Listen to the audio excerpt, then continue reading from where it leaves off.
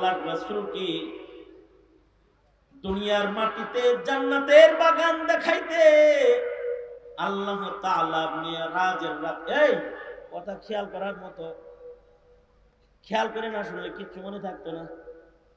আল্লাহর রাসূলকে মিরাজের রাতে আল্লাহ তাআলা মসজিদুল হারাম থেকে মসজিদুল আকসায় যে নিয়েছেন, বুরাক যুগে আল্লাহর নবীকে মসজিদে হারাম থেকে আল্লাহ তাআলা মসজিদুল আকসায় নিয়েছেন ফিলিস্তিন।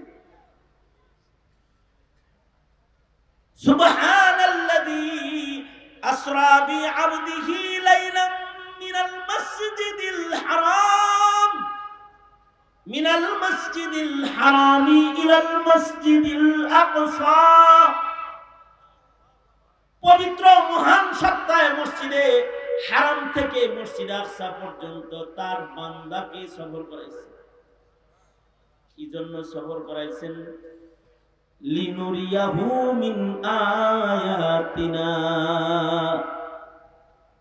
এর তাফসীরে মুফাসসিরিন বলেন কি আয়াত দেখানোর জন্য, কি দেখানোর জন্য নবীকে মসজিদে আকসা নিয়েছেন?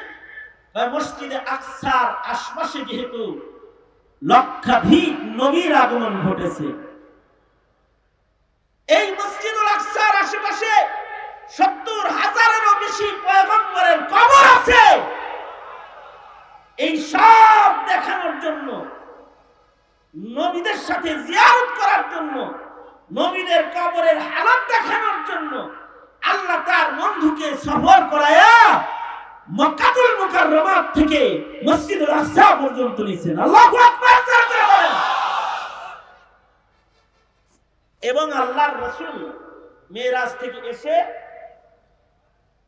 কবরের বর্ণনাও দান করছেন। আল্লাহর রাসূল বলেন, আমি যখন যাইতেছিলাম জাবালে আহমার বরাবর, সেখান থেকে খুশবু বের হইতেছে। জিবরাইলকে বললাম, খুশবু কিসের? এটা ঈমানদারের কবরের খুশবু। সুবহানাল্লাহ, আওয়াজ করে বলেন। হযরত আসিয়া সহকারে ফিরাউনের ঘরে যারা শাহাদাত বরণ করেছে, ঈমানদার ওরা এই নিচে ঘুমায় রয়েছে, ওদের কবর থেকে খুশবু বের হইতেছে। খুশবু জান্নাতের কবরের খুশবু। মিরাজ থেকে এসে আল্লাহর রাসূল বলছেন, আল্লাহর রাসূল সাল্লাল্লাহু আলাইহি ওয়াসাল্লাম বলেন, নিচের দিকে নজর করে আল্লাহর রাসূল তাকায় দেখে মুসা নবীর কবরের ভেতরে পয়গম্বর মুসা কবরের ভেতরে দাঁড়িয়ে নামাজ পড়তেছে।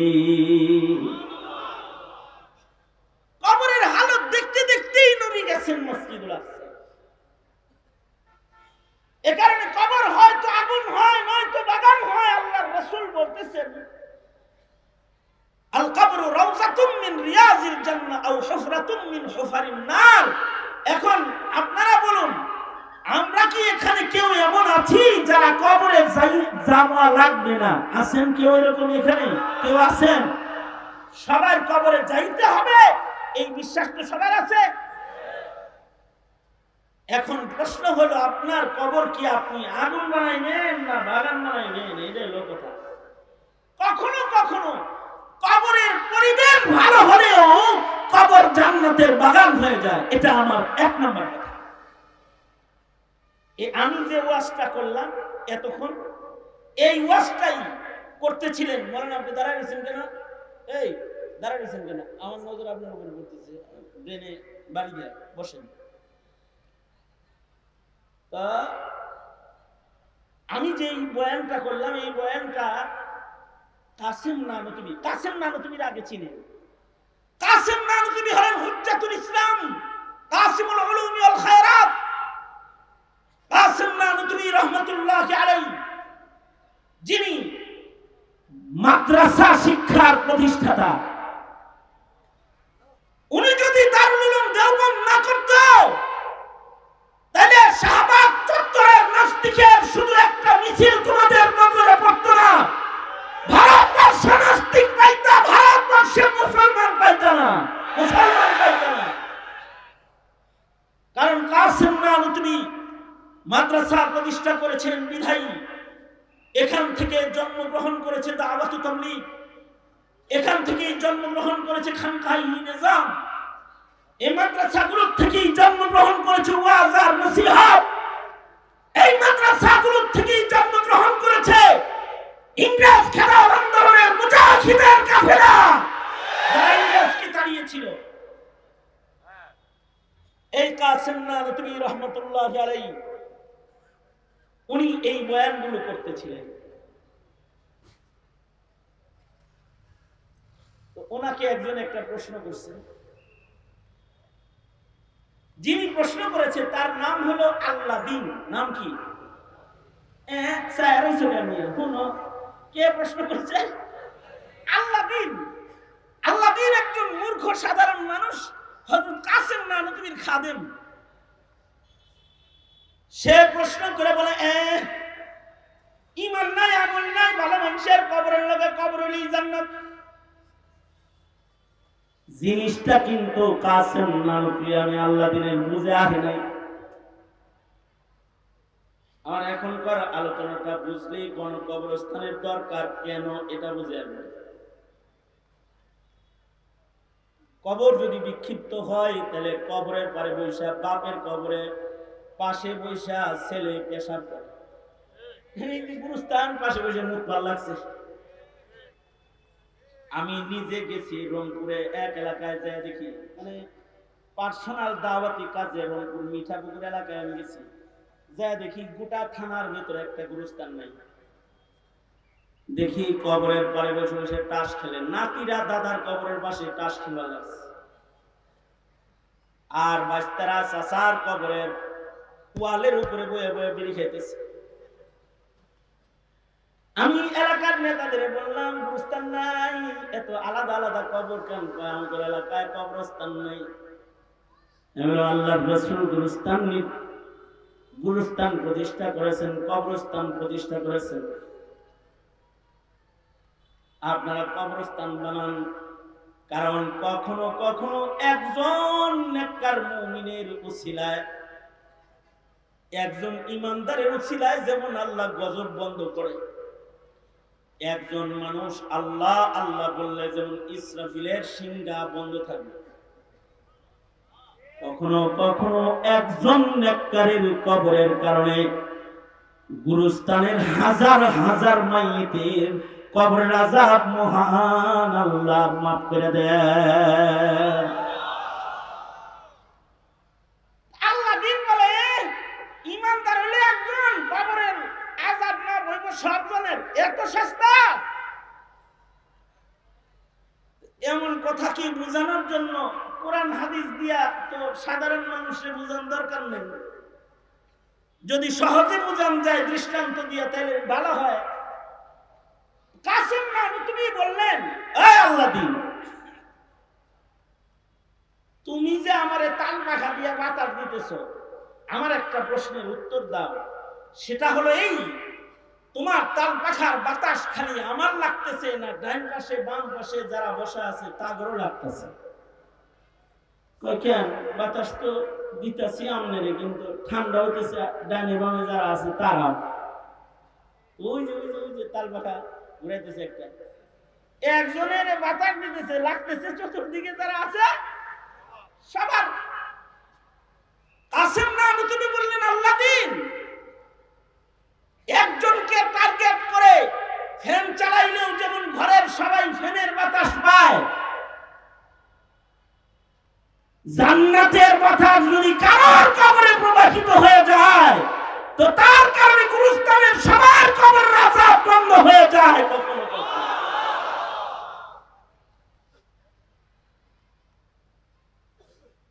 তবে একটা সময় ছিল যখন গুরুস্থানও খুব হিসাব করে করা হইতো, যাকে তাকে যেমন তেমন গুরুস্থানে দাফন করা হতো না। একটা সময় ছিল, এখন তো ফাঁস লয়ে মরছে তারও আমরা কোন কবরস্থানের এক কোণা দিয়া শোয়া দিই। বিষ খায় আত্মহত্যা করেছে তাকেও এক পাশে শোয়া দিই। প্রেমে ফেল করছে দেখা সুইসাইড করছে, প্রেমে ফেল মানে একজন কইছিল আই লাভ ইউ, ও কইছে নো লাভ ইউ। মইরা গেছে, সুইসাইড করেছে, তাকে গণকবরস্থানের এক পাশে শোয়া দেই। এটা আমাদের বুজুর্গরা ওদের কবরের আযাব থেকে বাঁচাইবার লাগা ওদের জন্য নেককারদের পার দিয়ে একটা জায়গা বের করে দিয়ে দেয়, যেন নেককারদের কারণে যেন আল্লাহ তাআলা যেন ওরে মাফ করে দেয়।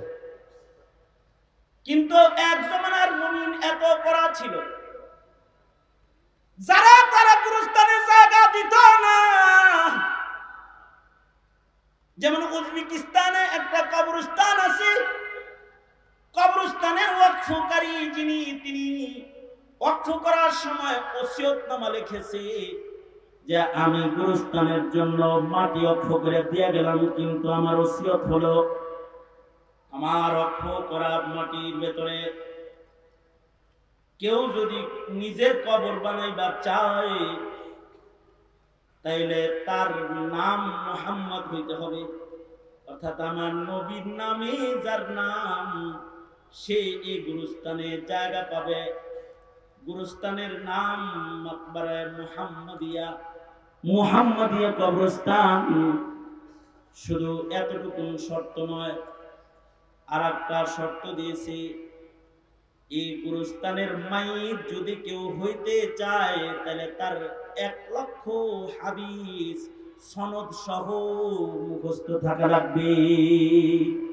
উজবেকিস্তানে ইমাম বুখারী রাহমাতুল্লাহি আলাইহির 17 জন উস্তাদ ওই গুরুস্থানে ঘুমায় রয়েছে, আর প্রায় 1,500 হাফিজুল হাদিস একসাথে ঘুমায় রয়েছে। দুনিয়ার আলেমরা বলে যে জান্নাতুল বাকিয়ার মুআল্লার পরে সবচেয়ে দামি কবরস্থান হলো এটা, যেখানে প্রায় 2,000 হাফিজুল হাদিস একসাথে ঘুমায় রয়েছে।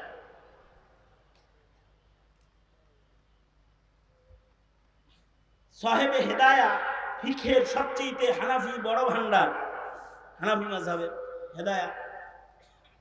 এই হেদায়া কিতাবের লেখক যিনি, ওনার জন্ম ওই এলাকায়, উনি মরছেন ওই এলাকায়, কিন্তু এই গুরুস্থানে ওনারে ঢুকতে দেয় নাই মরার পরে। কেন?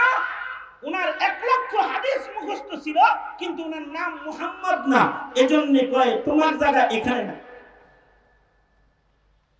আমাদের কোন কবরস্থানে এমনটি বলা হয় না। আমাদের ইমানদাররা, আমাদের বাপ দাদারা আমাদের উপরে রহম করছেন।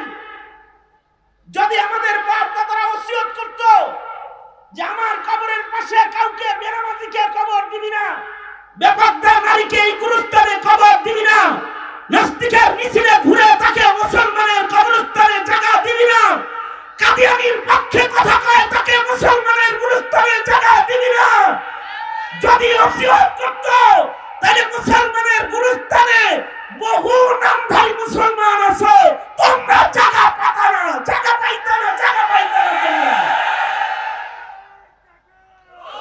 কিন্তু আমাদের বাপ দাদারা এমনকি শর্ত দেয় নাই। তোমার ঘরে দোজখের আগুন থেকে কোনো না কোনো ভাবে বাঁচাইতে চায়, এটাও নবীর নায়েব হওয়ার কারণে। তাছাড়া মৌলবীরা কইতো যে আমরা হাফেজরা সব এক জায়গায় ঘুমাবো, কোন জাহেলের লগে ঘুমাবো না। মুফতিরা বলতো যে মুফতিরা সব এক গুরুস্থানে ঘুমাবো, পাবলিকের লগে আমরা নাই। তাবলিগরা বলতো যে আমরা চিল্লারা সব একসাথে ঘুমাবো, তোরা তারা চিল্লা চিল্লি করস তখন লগে আমরা নাই।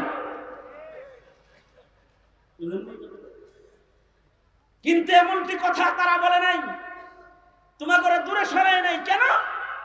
তারা যে নায়েবে নবী এর লেগা, নবীজিও চেষ্টা করছে শেষ পর্যন্ত মুনাফিকের কবরের আযাব মাফ করানোর লেগা আল্লাহর রাসূল চেষ্টা করছে। মুনাফিকদের সর্দার আব্দুল্লাহ ইবনে উবাই ইবনে সুলুল মৃত্যুর আগে মুনাফিকের সর্দারে নিজের ছেলে আব্দুল্লাহ ইবনে আব্দুল্লাহ সাহাবীকে কয়, আগের মুনাফিকরাও এখনকার যুগের নাস্তিকের চাইতে ভালো ছিল। ভালো যে ছিল তার একটা দলিল আমি পেশ করতেছি। মুনাফিকদের সর্দার আব্দুল্লাহ ইবনে উবাই ইবনে সুলুল নিজের ছেলে আব্দুল্লাহ ইবনে আব্দুল্লাহকে কয়, বেটারে তুই তো সাহাবী, বাপ হয়ে তুই সন্তানের কাছে আমার একটা আবেদন, আমি মরে গেলে তোর রাসূল দিয়া আমার জানাজাটা তুই পড়াস। আমার মন বলে হাবিবুল্লাহ যদি আমার জানাজার নামাজ পড়ায় মহান আল্লাহ হয়তোবা আমারে মাফ করে দিবে। তার মানে বোঝা যায় মুনাফিকেরও কবরের উপরে ঈমান। জোরে বলেন, জোরে বলেন, জোরে বলেন, আরো জোরে আওয়াজ করে বলেন কি? মুনাফিক, ইন্নাল মুনাফিকিনা ফিদ দারকিল আসফালি মিনান নার। আল্লাহ কয় মুনাফিকরা দুজকের নিম্ন জায়গায় অবস্থান করবে, কাফেরের চেয়ে নিচে। সেই মুনাফিকও নিজের কবরের আযাব মাফ করানোর লেগে কয় যে আমার জানাজাটা যেন হাবিবুল্লাহ পড়ায়, বাবা একটু অনুরোধ করিস। এখন তো নাস্তিকরাও জানাজা পড়ায়, আপনারা এরকম খবর জানেন তো? এই আমারে দিয়ে সব ওয়াজ করেন কোরআনকে, আপনারা কইতে পারেন না কিছু? নাস্তিকরা জানাজা পড়াইছে, দেখেন নাই আপনারা? শাহবাগে কিছু জানাজা হয়েছে, এগুলোর খবর পান নাই আপনারা? হ্যাঁ, কথা বলেন না কেন? কথা বলেন না কেন? পান নাই, খবর পান নাই? ভালো মানুষের জানাজা কামনা করা এটা তো একটা ঈমান। আগের যুগের রাজনীতি যারা করতো তারাও ভালো মানুষের জানাজা ওসিয়তনামায় লিখতো। মোহাম্মদ আলী জিন্নাহ মরার আগে ওসিয়তনামায় লিখেছিল। মোহাম্মদ আলী জিন্নাহ মরার আগে ওসিয়তনামায় লিখেছে যে আমার জানাজার নামাজটা যেন শাব্বির আহমদ উসমানী দেওবন্দি পড়ায়। আমার মন বলে শেখুল ইসলাম শাব্বির আহমদ উসমানী যদি আমার জানাজা পড়ায় তাহলে মহান আল্লাহ হয়তো আমরা মাফ করে দিন। তার ওসিয়তনামায় লিখে গেছে। শাব্বির আহমদ উসমানী রহমাতুল্লাহ আলাইহি শেখুল হিন্দের যোগ্য শাগরেদদের একজন। শেখুল হিন্দ যেখানে যেতে পারতেন না সেখানে শাব্বির আহমদ উসমানীকে পাঠিয়ে দিতেন। ভালো মানুষের জানাজা কামনা করা, এর ভিতরে একটা কবরের বিশ্বাস লুকায় রয়েছে। দুঃখের কথা কইতে গেলে তো কান্দন লাগবে ওয়াজ বাদ দিয়া। এই যুগের মুসলমান ভালো মানুষের জানাজা তো বুঝে না, কবরও বুঝে না, সওয়াবও বুঝে না, হাসরও বুঝে না। আমার এক বন্ধু কিছুদিন আগে এক লোকের জানাজা পড়াইছেন, এক মুফতি সাহেব আমার বন্ধু। তো উনি এই ঘটনা বলতে যায় কান্দা দিলেন। সেটা হলো উনি জানাজার নামাজ পড়াইছেন এমন মাইয়িতের, যেই মাইয়িতের লাশ 6 দিন ফ্রিজে রাখছে। ছেলে জার্মান থেকে আসছে এরপরে দাফন করার জন্য, ছেলে দাফন করতে আসছে। অথচ মুমিন মরার পরে কয় আজ্জিলুনি, তাড়াতাড়ি আমারে জান্নাতে পাঠাও, জান্নাতে পাঠাও। যাই হোক, রাখা তো জায়েজ নাই, 7 দিন রাখছে ফ্রিজে। ওসিয়তের জানাজা পড়া হচ্ছে, জানাজা পড়াইতেছে এক মুফতি সাহেব। বেদনাদায়ক দৃশ্য হলো জার্মান থেকে মাইয়িতের ছেলে জানাজা পড়তে এসেছে, সাথে করে নিজের নাতি, মানে ছেলেটাকে নিয়ে আসছে, নাতিরে নিয়ে আসছে দাদার জানাজা পড়তে। এখন বেদনার বিষয় হলো জানাজা শেষ হওয়ার পরে, অ্যাটেনশন প্লিজ, খেয়াল করে কথাটা শুনেন। নাতিয়ে কয় ইসরাফিলের বাঁশি পর্যন্ত ঘুমাইবা, আর কেউ তোমার ডাক দিবে না। আল্লাহু আকবার জোরে করে বলেন। এই বাবা, মুশরিকের লাশ পোড়ানো হয়, মুমিনের লাশ পোড়ানো হয় না। জরায়া কইরা মুফতি সাহেব বলেন আমি কাঁদতে লাগলাম।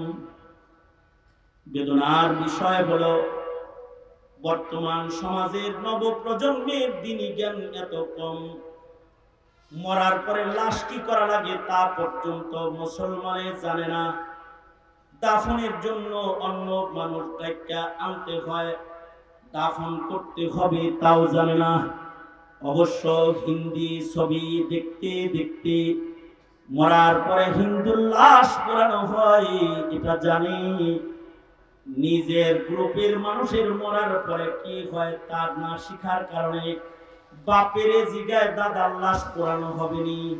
অপেক্ষা করো, যদি এমন মূর্খতার শিকড় গভীরে যাইতেই থাকে তাহলে ওই দিন বেশি দূরে নয় যে হিন্দি ফিল্মের নকল করে বাপ তার সন্তান তার বাবার লাশ আগুন দিয়ে পোড়াবে, দাফনের জন্য গুরুস্থানে নিবে না। অপেক্ষা করো, অপেক্ষা করো।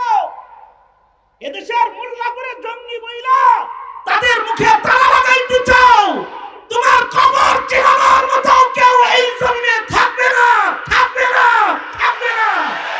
তোমার ভাগ্যাকাশে এক অন্ধকার ঝুলন্ত অবস্থায় আছে, মৌলবীর বিরোধিতা করবে তো অন্ধকার নেমে আসবে, আলো ফোয়ারা বন্ধ হয়ে যাবে।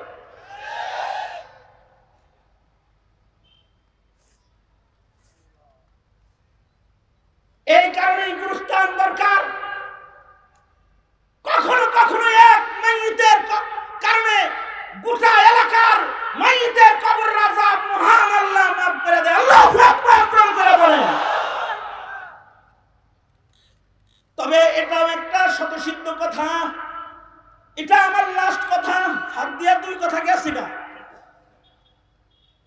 এটা আমার লাস্ট কথা। সেটা হলো, তবে কখনো কখনো ভালো জায়গায় কবর হইলেও লাভ হয় না, কখনো কখনো রাসূল জানাজা পড়াইলেও লাভ হয় না যদি ঈমান নষ্ট হয়ে যায়। আব্দুল্লাহ ইবনে উবাই ইবনে সুলুলের কবরের আযাব মাফ করানোর জন্য ওসিয়ত করতেছে, রাসূলকে বলল আমার জানাজা পড়াইতে।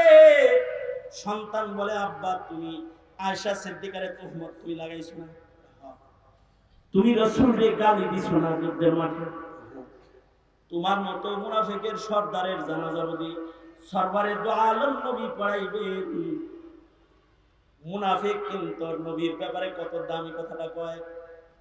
আব্দুল্লাহ তুই তোর রাসূলকে চিনিস না, আমি জালেম যত বড়, তোর নবীর মায়া তার চাইতে অনেক বড়। তুই বইলা দেখিস সে আমার জানাজা পড়াবে। সত্য সত্যই মুনাফিকের সর্দার মরে গেল, ছেলে সাহাবী বাপের লাশ গোসল দিল, কাফন পরায়া আব্দুল্লাহ ইবনে আব্দুল্লাহ রাসূলের কাছে যা বলে, ওগো সরকার আজকে আপনার সাহাবী একটা জিনিস ভিক্ষা চাইতে এসেছে আপনার কাছে। ও আল্লাহর নবী, আমার বাবা মুনাফিকদের সর্দার, কিন্তু আমার বাপ মরে গেছে, আমি আমার সন্তানকে নিজের হাতে গোসল দিয়েছি, আতর গোলাপ কর্পূর দিয়া আমি আমার বাবাকে সুন্দর করে সাজাইছি। ওগো সরকার,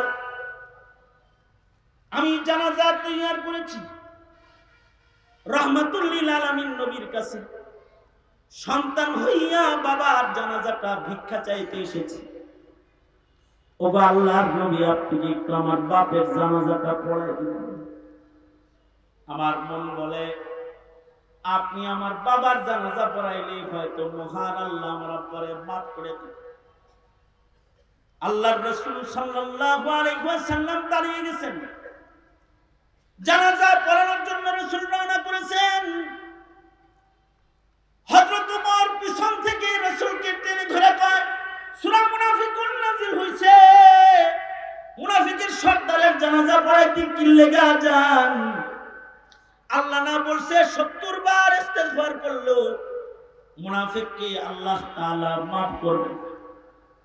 আল্লাহর রাসূল ওমরের হাত সরায় দিয়ে বলে, ছাড়ো ওমর, আমারে যাইতে দাও।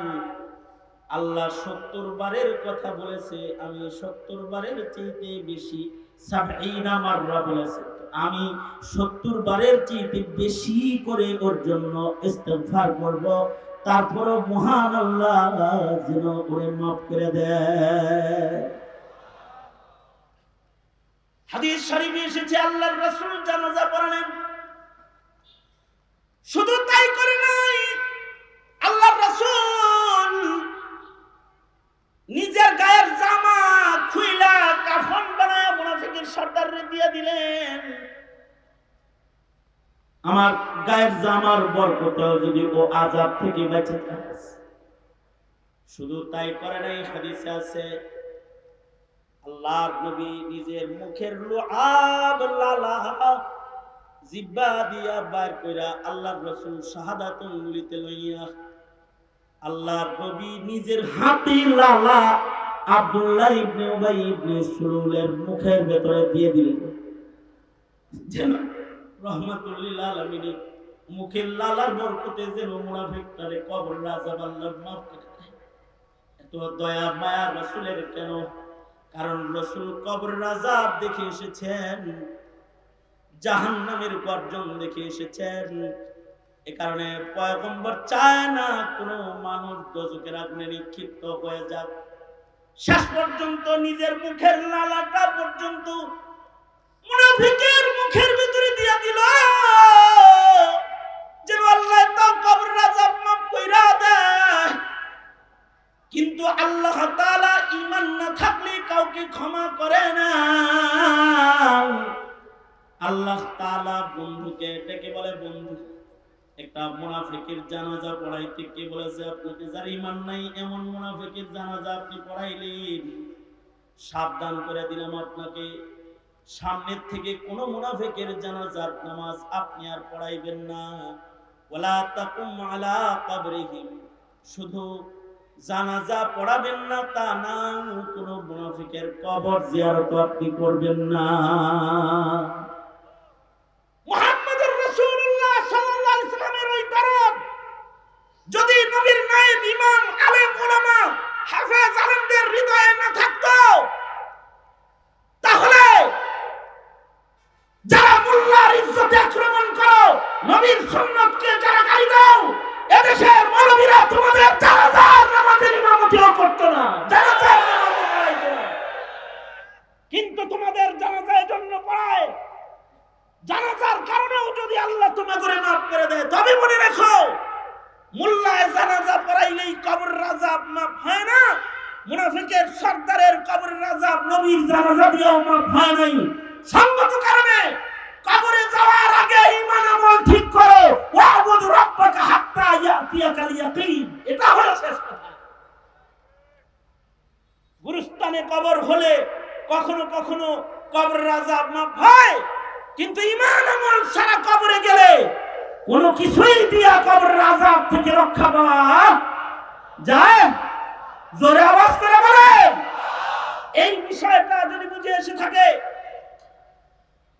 গুরুস্থানও চাই, ঈমান আমলও ঠিক করতে চাই, ঠিক কিনা? কারা কারা এই কথাটা বুঝছেন হাত তুলে? তাহলে ওয়াদা করুন, বলুন ইয়া আল্লাহ।